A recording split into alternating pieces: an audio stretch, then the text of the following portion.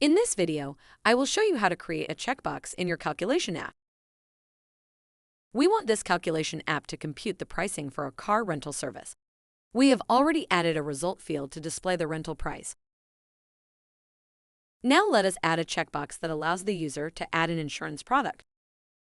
Let's edit our calculation app. First, we drag and drop a new checkbox into our app.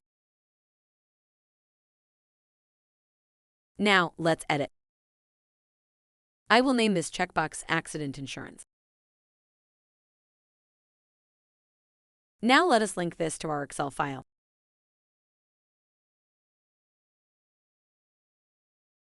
We want to connect cell C9 with our app.